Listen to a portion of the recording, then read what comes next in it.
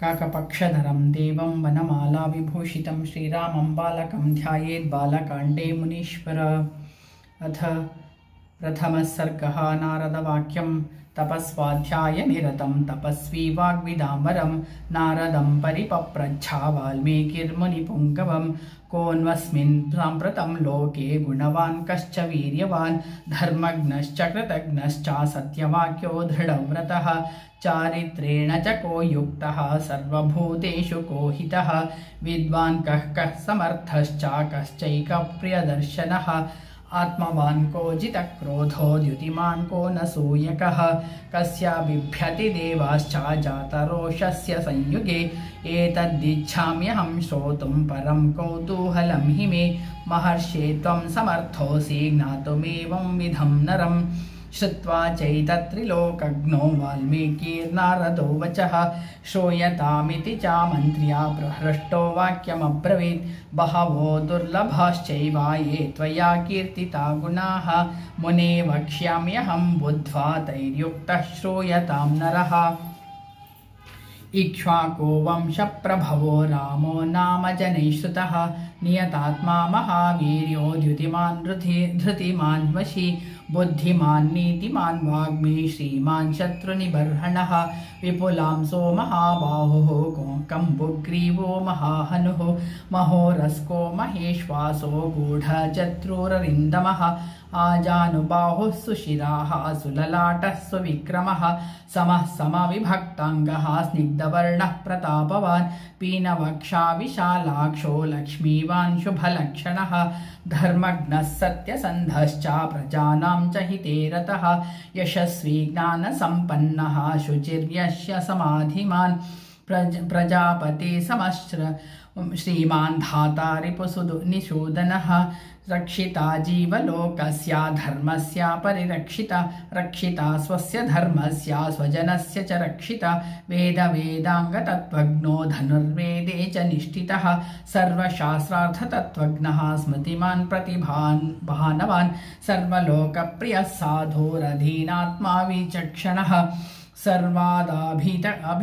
सर्वादाभिगतः सद्भिः समुद्र इव सिन्धुभिः आर्यः सर्वासमश्चैव सदैव प्रियदर्शनः स च सर्वगुणोपेतः कौसल्यानन्दवर्धनः समुद्र इव गाम्भीर्ये धैर्येण हिमवानिव विष्णुना सदृशो वीर्ये सोमवत्प्रियदर्शनः कालाग्निसदृशः क्रोधे क्षमया पृथिवी समः धनदेना समस्त्यागे सत्ये धर्म इव परः तमेव गुणसम्पन्नं रामं सत्यपराक्रमं ज्येष्ठं श्रेष्ठगुणैर्युक्तं प्रियं दशरथसुतं प्रकृतीनां हितैर्युक्तं प्रकृतिप्रियकाम्यया यौवराज्येन संयोक्तुम् ऐच्छत्प्रीत्या महीपतिः तस्याभिषेकसंभारान् दृष्ट्वा भार्याथकेकयी पूर्वं दत्तवरा देवी वरमेन मयाचत विवासनं च रामस्य भरतस्याभिषेचनं स सत्यवचनाद् राजा धर्मपाशेन संयुतः विवासायामास सुतं रामं दशरथः प्रियं स जगामावनं वीरः प्रतिज्ञामनुपालयन् पितुर्वचननिर्देशात् कैकेय्याः प्रियकारणात् तं व्रजन्तं प्रियो भ्राता लक्ष्मणोऽनुजगामः स्नेहाद्विनयसम्पन्नः सुमित्रानन्दवर्धनः भ्रातरं दयितो भ्रातुः सौभ्रात्रामनुदर्शयन् रामस्य दयिता भार्या नित्यं प्राणसमाहिता जनकस्य कुले जाता देवमायेव निर्मिता सर्वलक्षणसम्पन्ना नारीणामुत्तमा वधूः सीताप्यनुगता रामं शशिनं रोहिणी यथा पौरैरनुगतो दूरं पित्रा दशरथेन च शृङ्गवेरपुरे सूतं गङ्गाकूले व्यसर्जयत् गुहमासाद्य धर्मात्मा निषादाधिपतिं प्रियम् गुहेन सहितो रामो लक्ष्मणेन च सीतया ते वनेनावनं गत्वा नदीस्तीर्त्वा बहूदकाः चित्रकूटमनुप्राप्य भरद्वाजस्य शासनात् रम्यमावसथं कृत्वा रममाणा वने त्रयः देवगन्धर्वसङ्काशास्तत्र ते न्यवसन् सुखं चित्रकूटं गते रामे पुत्रशोकातुरस्तथा राजा दशरथः स्वर्गं जगामाविलपन् सुतं मृते तु तस्मिन् भरतो वसिष्ठा प्रमुखैर्द्विजैः नियुज्यमानो राज्याय नैचद्राज्यं महाबलः स जगामावनं वीरो रामपादप्रसादकः गत्वा तु सा महात्मानं रामं सत्यपराक्रमम् अयाचद्भ्रातरं रामार्यभावपुरस्कृतः त्वमेव राजा धर्मज्ञा इति रामं वचोब्रवीत् रामोऽपि परमोदारः सुमुखः सुमहायशाः नैचच्छत्पितुरादेशाद्राज्यं रामो महाबलः पादुके चास्य राज्याय न्यासं दत्त्वा पुनः पुनः निवर्तयामास ततो भरतं भरताग्रजः सकामामनवाप्यैव रामपादावुपस्पृशन् नन्दिग्रामे करोद्राज्यं रामागमनकाङ्क्षया गते तु भरते श्रीमान् सत्यसन्धो जितेन्द्रियः रामस्तु पुनरालक्ष्य नागरस्य जनस्य च तत्रागमनमेकाग्रो दण्डकान् प्रविवेशः प्रविश्यतु महारण्यं रामो राजीवलोचनः विराधं राक्षसं हत्वा शरभङ्गं ददर्शः सुतीक्ष्णं चाप्यगस्त्यं च अगस्त्याभ्रातरं तथा अगस्त्यवचनाच्चैव जग्राहेन्द्रं शरासनं खड्गं च परमप्रीतस्तूणी चाक्षयसायकौ वसतस्तस्य रामस्य वने वचनचरैः सह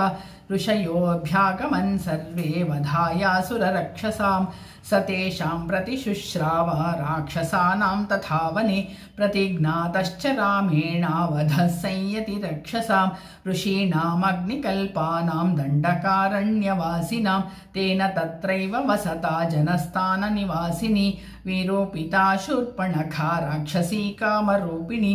ततः शूर्पणखा वाक्यादुद्युक्तान् सर्वराक्षसान् खरं त्रिशिरसं चैव दूषणं चैव राक्षसं निजघानारणे रामस्तेषां चैव पदानुगान् वने तस्मिन्निवसता जनस्थाननिवासिनां रक्षसां निहतान्यासन् सहस्राणि 14 ततो ज्ञातिवधं श्रुत्वा रावणः क्रोधमूर्छितः सहायं वरयामासा मारीचं नाम राक्षसं वार्यमाणः सुबहुशो मारीचेन स रावणः न विरोधो बलवता क्षमो रावणतेन ते अनादृत्य तु तद्वाक्यं रावणः कालचोदितः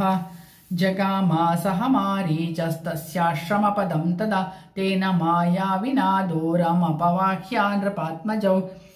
जहारा भार्यां रामस्य गृध्रं हत्वा जटायुषं गृध्रं च निहतं दृष्ट्वा हृतां च श्रुत्वा च मैथिलीं राघवशोकसन्तप्तो विललापाकुलेन्द्रियः ततस्तेनैव लोकेन गृध्रं दग्ध्वा जटायुषं मार्गमाणो वने सीतां राक्षसं सन्ददर्शः कबन्धं नाम रूपेण विकृतं घोरदर्शनं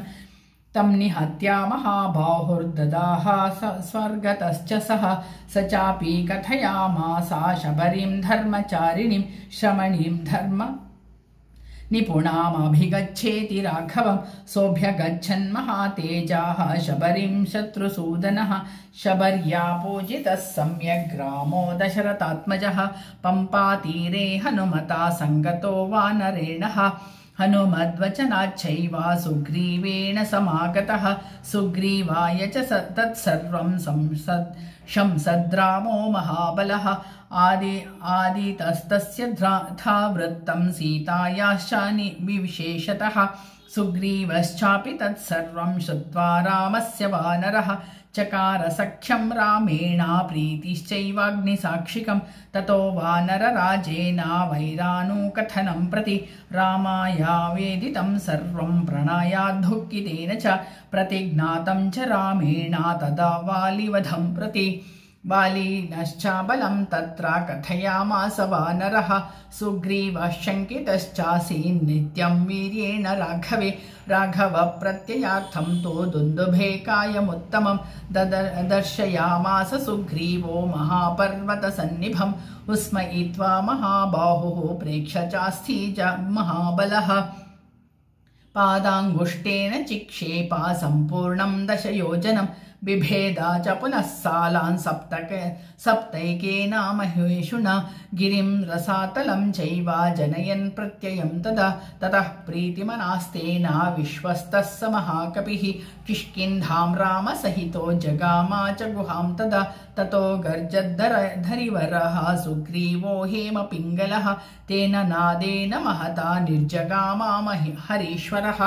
अनुमान्या तदा तारं सुग्रीवेन समागतः निजघान च तत्रैनं शरेणैकेन राघवः ततः सुग्रीववचनाद्धात्वा वालिनमाहवे सुग्रीवमेव तद्राज्ये राघवः प्रत्यपादयत् स च सर्वान् समानीया वानरान् वानरर्षभः दिशः प्रस्तापयामासादिदृक्षुर्जनकात्मजां ततो गृध्रस्य वचनात् सम्पातेर्हनुमान् बलि शतयोजन विस्तीर्णं पप्लुवे लवनार्णवं तत्र लङ्कां समासाद्या पुरीं रावणपालितां ददर्श सीतां ध्यायन्तीम् अशोकवनिकां गतम् निवेदयित्वाभिज्ञानं प्रवृत्तिं च निवेद्य च समाश्वस्य च वैदेहीं मर्दयामास तोरणं पञ्चासेनाग्रगान् हत्वा सप्तामन्त्रिसुतानपि शूरमक्षं च निष्पिष्य ग्रहणं समुपागमत् अस्त्रेणोन्मुक्तमात्मानं ज्ञात्वा पैतामहाध्वरात् मर्शयन् राक्षसान् वीरो यन्त्रिणस्तान् यदृच्छया ततो दग्ध्वा पुरीं लङ्कां मृते सीतां च मैथिलीं ततो दग्ध्वा पुरीं लङ्कां मृते सीतां च मैथिलीं रामाय प्रियमाख्यातुं पुनरायात्मना महाकपिः सोऽभिगम्य महात्मानं कृत्वा रामं प्रदक्षिणं न्यवेदयदमायेताम् एत्मा दृष्ट्वा सीतेति तत्त्वतः ततः सुग्रीवसहितो गत्वा तीरं महोदधेः समुद्रं क्षोभयामासा शरैरादित्यसन्निभैः दर्शयामास चात्मानं समुद्रः सरितां पतिः समुद्रवचनाच्छैवानलं सेतुमकारयत् तेन गत्वा पुरीं लङ्कां हत्वा रावणमाहवे रामः सीतामनुप्राप्य परां व्रीडामुपागमत् तामुवाचा ततो रामः परुषं जनसंसदि अमृष्यमाणा सा सीता विवेशा ज्वलनं सति ततोऽग्निवचनात् सीतां ज्ञात्वा विगतकल्मषां बभौ रामः सम्प्रहृष्टः पूजितः सर्वदैवतैः कर्मणा तेन महता त्रैलोक्यं सचराचरं स देवर्षिगणं तुष्टं राघवस्य महात्मनः अभिषिच्य च लङ्कायां राक्षसेन्द्रं विभीषणं कृतकृत्यस्तदा रामो विज्वरः प्रमुमोदः देवताभ्यो वरं प्राप्य समुत्थाप्य च वानरान् अयोध्यां प्रस्थितो रामः पुष्पकेण सुहृद्धृतः भरद्वाजाश्रमं गत्वा रामः सत्यपराक्रमः भरतस्यान्तिकं रामो हनुमन्तं यसर्जयत् पुनराख्यायितां जल्पन् सुग्रीवासहितास्तदा पुष्पकं तत्समारुह्य नन्दिग्रामं ययौ तदा नन्दिग्रामे जटां हित्वा भ्रातुभिः सहितो नघः रामः सीतामनुप्राप्य राज्यं पुनरवाप्तवान् प्रहृष्टमुदितो लोकस्तुष्टः पुष्टसुधार्मिकः निरामयो ह्यरोगश्च दुर्भिक्षा भयवर्जितः न पुत्रमरणं केचिद् रक्ष्यन्ति पुरुषाः क्वचित् नार्याश्च विधवा नित्यं भविष्यन्ति पतिव्रताः न चाग्निजं भयं किञ्चिन्नाप्सो मज्जन्ति जन्तवः न वातजं भयं किञ्चिन्नापि ज्वरकृतं तथा नाचीक्षुद्भयं तत्र न तस्करभयं तथा नगराणि च राष्ट्राणि धनधान्ययुतानि च नित्यं प्रमुदिताः सर्वे यथा कृतयुगे तथा अश्वमेधाशतैरिष्ट्वा तथा बहुसवर्णकैः गवां कोट्यायुतं दत्त्वा विद्वद्भ्यो विधिपूर्वकम् असङ्ख्येयं धनं दत्त्वा ब्राह्मणेभ्यो महायशाः राजवंशान् शतगुणान् स्थापयिष्यति राघवः चातुर्वर्ण्यं च लोकेऽस्मिन् स्वे स्वे धर्मे नियोक्ष्यति 10 वर्षसहस्राणि 10 वर्षशतानि च रामो राज्यमुपासित्वा ब्रह्मलोकं प्रयास्यति इदं पवित्रं पापघ्नं पुण्यं वेदैश्च संहितं यः पठेद् रामचरितं सर्वपापैः प्रमुच्यते एतदाख्यानमायुष्यं पठन् रामायणं नरः सपुत्रः पौत्रः सगणः प्रेत्य स्वर्गे महीयते पठन् द्विजो वागृषभत्वमीयात् स्यात् क्षत्रियो भूमिपतित्वमीयात् वणिक्जनः पुण्यफलत्वमीयात् जनश्च शूद्रोऽपि महत्त्वमीयात् पठन् द्विजो वागृषभत्वमीयात् स्यात् क्षत्रियो भूमिपतित्वमीयात्